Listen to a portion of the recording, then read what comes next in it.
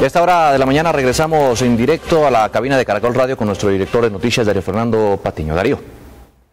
Gracias, Juan Diego. Bueno, ya habrán escuchado ustedes en la primera parte este diagnóstico muy preocupante sobre la situación de las elecciones regionales, y hemos estado aquí con Felipe Zuleta, Darío Arizmendi, Alejandra Barrios de la Misión de Observación Electoral y León Valencia de la Corporación Nuevo Arcoíris.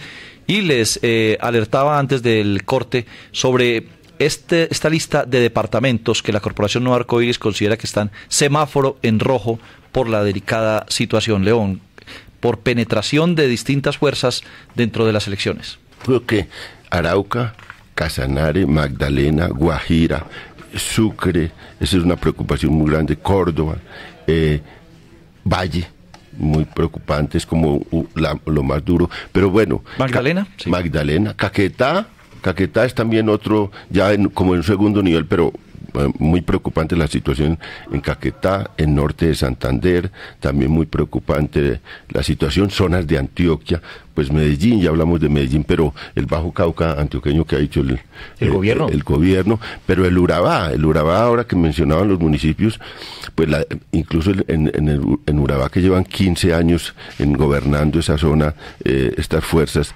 pero no la van a soltar, menos ahora que hay toda esta denuncia del presidente Santos que dice que 41.000 hectáreas en Urabá, que la hectárea en Urabá de tierra pues es un costo altísimo, la fue adquirida ilegalmente por el Fondo de Ganaderos de Córdoba. Son zonas en unos departamentos, a veces departamentos enteros, pero hay una preocupación muy grande por 7 departamentos, por 12, si ampliamos otros 5, con un semáforo naranja, y bueno, lo que se mencionó aquí. Cesar, Meta, Putumayo, Chocó, que ustedes mencionaron como naranja. Naranja. ¿Cundinamarca en qué categoría está? No, Cundinamarca Cundinamarca y Bogotá son zonas realmente del país las que menos tienen estas influencias, pero claro, también aquí también se cuece. ¿Qué pasa con Quindío, Risaralda? Fíjate que Quindío, en que no tuvo fenómeno de parapolítica, ha tenido un fenómeno último de corrupción y de corrupción enorme, que no se conoce mucho en el país. Solo esta semana apareció ya una denuncia, bueno, capturado en un lugar, en una bodega, 72.000 mercados, que es una cosa asombrosa, pues, para comprar. Lástima que no capturaron al que los compró, sino los mercados. Compra-venta, y allí hay, digamos, lo que es un monopolio también de apuestas Ochoa durante todos estos años. Influye mucho, sobre todo el saqueo del erario público para la actividad política, y bueno, la enorme importancia que tiene en financiación cualquier juego de azar legal o ilegal. ¿Ustedes trabajan en llave o la Misión de Observación Electoral trabaja por su parte? Yo voy a complementar un momentico a León. De Quindío, que estabas preguntando, violencia política, Montenegro y Salento en riesgo extremo. Conversamos todo el tiempo. ¿Por qué no trabajan juntos? Nosotros, cada uno de nosotros tiene unas especialidades diferentes, que creo que es lo importante de estas alianzas que se hacen además para declararnos todos en observación electoral. Uno, pues Nuevo Arcoíris hace parte además de la Junta Directiva de la Misión de Observación Electoral, y Nuevo Arcoíris trabaja especialmente el tema de violencia, es decir, y de actores armados. La MOE mira el tema electoral. Entonces, además, cuando vemos el tema de regalías, buscamos a quienes saben del tema de regalías. En desplazados hablamos con CODES de manera permanente.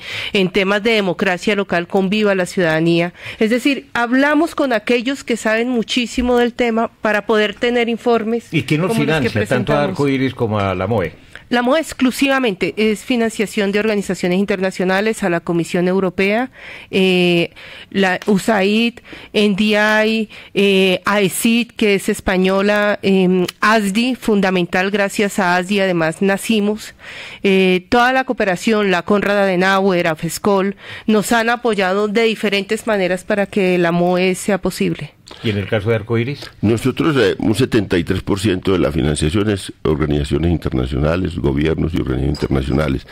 Suecia ha prestado un apoyo enorme a nosotros porque fue los que financiaron la primera investigación sobre parapolítica, y lo declararon y nos dio un apoyo diplomático muy importante en ese momento. Nosotros recibimos apoyo también de la cooperación española, de la Fundación FOR, nos apoya mucho en todas estas investigaciones, también Noruega. Y ahora, para este caso específico, el Instituto Nacional Demócrata de los Estados Unidos, que es una ONG del Partido Demócrata. Son variada, digamos, la financiación. Y nosotros pues también hacemos contratación para otros menesteres con gobiernos locales y con el gobierno nacional. En este caso hubo un aporte pequeño, pero un aporte importante del Ministerio del Interior para ampliar el número de municipios donde podíamos hacer investigación. Desplegamos 67 personas en terreno y recogimos esta información con muchas limitaciones, con muchos miedos, con muchas amenazas, pero lo hacemos porque es que ahora preguntaba Darío que si es que la situación está peor que antes. No creo que es que hay más información, que hemos podido hacer esta información, que hay una apertura en este caso del gobierno para mostrar eso, que casi es extraño porque es valiente el ministro del Interior, valiente el presidente Santos, porque normalmente se tenía la idea de que lo mejor es que aparezca ante la opinión internacional y nacional unas elecciones muy tranquilas, y acá el mismo gobierno se ha encargado de darle posibilidades para que se informen todas estas cosas que son muy graves para la democracia. Es una democracia atravesada por la violencia, por la ilegalidad, por las mafias.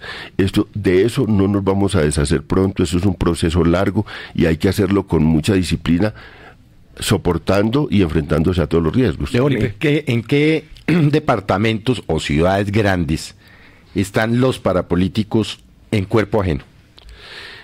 Mire, el caso más tremendo fue el de Magdalena, que empezó a salir muy pronto, porque son personas jóvenes, el Medio Cotes, Pinedo, son personas jóvenes que no tenían ningún antecedente, entonces ni disciplinario ni penal, pues no tenían ni siquiera antecedentes políticos, porque era la primera vez que actuaban. Entonces se coaligaron todas estas fuerzas de la parapolítica para mostrarlos como candidatos. Es la nueva estrategia. O bueno, Aguilar, el hijo de Aguilar en Santander, que bueno, todos los involucrados en la parapolítica están apoyando en Santander este candidato. Entonces es una estrategia muy inteligente, muy hábil, y la disculpa que sacaron los partidos que les dieron muchas veces a oye, es que él no tiene antecedentes, pero es que un partido político no se tiene que fijar solo y únicamente en los antecedentes penales de alguien, o en los procesos, o en las condenas. Un partido político tiene la obligación de ver el entorno de un candidato, de ver las posibilidades de gobernabilidad de ese candidato, y eso es una responsabilidad política, porque una cosa es la responsabilidad política y otra la responsabilidad penal. Alejandra, ¿qué papel van a tener la guerrilla y las BACRIM en estas elecciones? Bueno, en algunas zonas del país hay una presencia muy fuerte de la guerrilla. Nosotros tememos muchísimo que en algún municipio del Cauca no se pueda hacer elecciones precisamente por ataque de las guerrillas. Para el Cauca hemos pedido una vigilancia especial en ese sentido, especialmente a todo lo que es la zona de Silvia, Toribío. Allá en el 2007 además fue uno de los municipios donde no se logró también por ataques de las guerrillas poder hacer elecciones.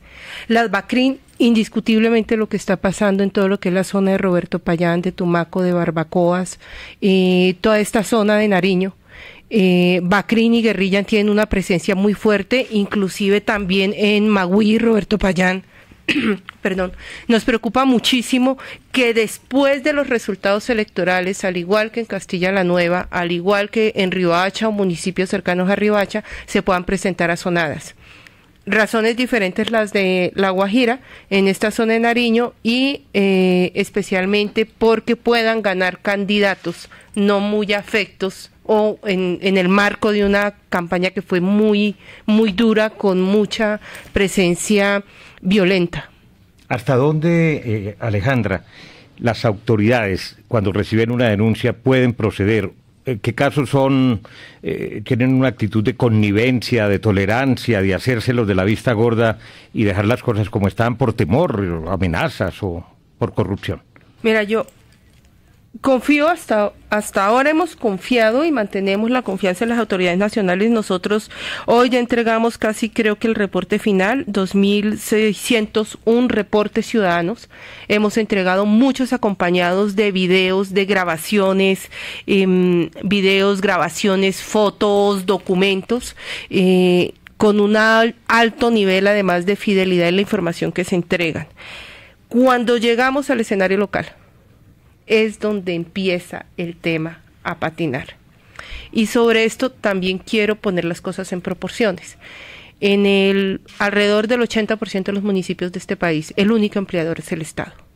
Y obviamente, cuando estamos eligiendo un candidato o cuando estamos eligiendo un gobernador, Chocó, para hacerlo claro, Casanare, Baupés, estamos eligiendo la persona que tiene la mayor capacidad de contratación en ese departamento o en ese municipio. Y quizás la única capacidad de contratación permanente que se tiene. Entonces, en un municipio como González Cesar, cada proceso electoral dentro de la misma familia se toma la decisión de qué va a seguir. Pero además todos los que trabajan en la administración pública toman la decisión también de poner esa administración pública al servicio de ese candidato, porque saben que esa es la forma de poder garantizar el único contrato permanente que van a tener durante los próximos 4 años. Esa lógica perversa mueve las elecciones y es un motor muy fuerte de la forma de hacer política. León, usted hablaba ahora de esa alianza Mío, Afrovides, PIN, y con una alerta ahí. Pero ¿qué pasa con los grandes partidos? La U, conservador, liberal, incluso Polo, ¿están también permeados por mafias, por dineros calientes, por todo este tipo de ilicitud? Sí, en mayor proporción porque son más grandes. Y claro, nosotros le entregamos este informe al ministro del Interior. Entiendo que el ministro se los entregó a los partidos, a los directores del partido, y los directores del partido hicieron algún esfuerzo por depurar algunas listas, pero fue un esfuerzo mínimo, digamos, y hay que decirlo. O otros incluso que se dieron la pela en último momento no lo pudieron, lo hicieron tardíamente, entonces ya por todos los vericuetos legales no se pudo que excluyeran. En el caso de Cambio Radical, que denunció prácticamente varias, pidió la revocatoria de aval el presidente de Cambio Radical de candidatos que van a ser seguramente gobernadores. Por ejemplo, en el caso de Arauca y en el caso de La Guajira tienen muchas posibilidades de ser gobernadores. Entonces, pero no se pudo por los vericuetos legales, pero digamos la responsabilidad de los partidos es muy grande. La U, el Partido Conservador, el Partido Liberal, todos los partidos tienen en sus filas y tienen como candidatos a personas con vinculaciones con fuerzas ilegales.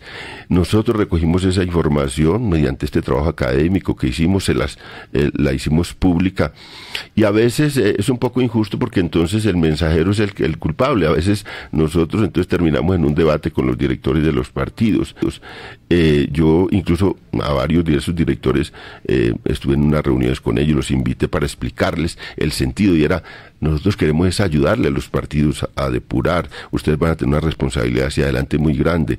Y el peso realmente, el peso de superar esta situación está en los partidos y en el Ejecutivo, no en la justicia. La justicia tiene un papel muy importante y de castigar a los que ya se descubren como delincuentes políticos que hicieron cosas graves y que se les puede probar, pero esa no es la responsabilidad principal de depurar la política en Colombia. Está en los partidos y en el Ejecutivo, porque son los que tienen los factores de poder más importantes y es a ellos a los que corresponde, y no es tan difícil. Nosotros lo demostramos, no es tan difícil. Si una humilde ONG va a una zona con 2 o 3 investigadores, recoge distintas versiones y trae esa información, ¿cómo no van a poder los partidos políticos, que conocen todo su entorno, saber quién o no? Pero hay que tener pantalones, valentía, para decir: oiga, no le doy el aval a usted. Y no le doy el aval porque no lo creo que sea un buen gobernante. Y esa es una decisión de los partidos políticos. Es que es una decisión de votos, digamos, la decisión, y realmente cada vez me convenzo más que la decisión no es de desconocimiento. Muy fácil que los partidos digan: es que frente a 101.000 candidatos, ¿cómo iba a conocerlos a todos? Había tanta gente que no sabía quién le entregaba los avales. No, aquí la decisión, y lamentablemente creo que la lógica como un momento fue: voten mientras se los llevan a la cárcel. Aquí es voten mientras les abren investigaciones y los meten a la cárcel o les ponen una sanción disciplinaria. Por lo menos quedan con el cargo. Y ahí lo van heredando. Sí, Darío, porque es que mientras la pelea jurídica puede demorar 3 años. Exactamente. Es decir, lo que se logra hacer durante 3 años en un municipio que va a tener una gran cantidad de recursos en términos de minería o en términos de regalías. En 3 años, pues es que cuando salga la decisión judicial ya en este país se han creado municipios para robárselos. A Coveñas lo crearon y a los 3 años ya estaba completamente quebrado. Entonces, aquí no ha habido la decisión política de los partidos de decir privilegiamos determinados comportamientos sobre los votos. En esta campaña electoral, yo creo que en esta de manera particular, los partidos políticos decepcionaron a los ciudadanos. Tenían toda la posibilidad de haber tomado medidas. ¿Y el Consejo Nacional Electoral no podía intervenir por decisión propia si los partidos no lo hacían? El Consejo Nacional Electoral tomó una decisión muy dura, además. El Consejo Nacional Electoral les dijo, usted les entregó los avales, ustedes resuelven después. Claro, porque es que ya en términos de reforma política, las sanciones que vienen después por delitos de lesa humanidad o por fraude contra los mecanismos de la democracia o por narcotráfico puede llegar a ser hasta la pérdida de la personería jurídica. Entonces, si bien el PIN o Afrovide son los que más se ven, digamos, inclusive los que uno siempre pone como ejemplo sobre la mesa, todo este tema, además de la parapolítica, no se construyó sobre el PIN o sobre Afrovide. Yo me permito recordarles que esto se construyó en elecciones locales a partir del 98 con partidos liberal, conservador, con cambios radicales, es decir, con los partidos tradicionales. Otra cosa es que se hayan agrupado después. Estas elecciones yo sí espero que sean unas elecciones de quiebre cuando empiecen las sanciones a las organizaciones políticas. A veces incluso unos partidos le negaban el aval a un candidato y el otro partido se lo daba. Lo recogía. Sí. Entonces, pues... Porque iba con el bulto de votos, a decirle que estoy sentado sobre estos votos. Porque daban plata. O sea, entonces pasaba de un partido de la Unidad Nacional a otro partido de la Unidad Nacional. Tocó. Yo creo que nos tocó volver a hacer un corte, pero ya regresamos. Está cogiendo dinámica. Aquí hay una olla podrida muy grande. Muy grande.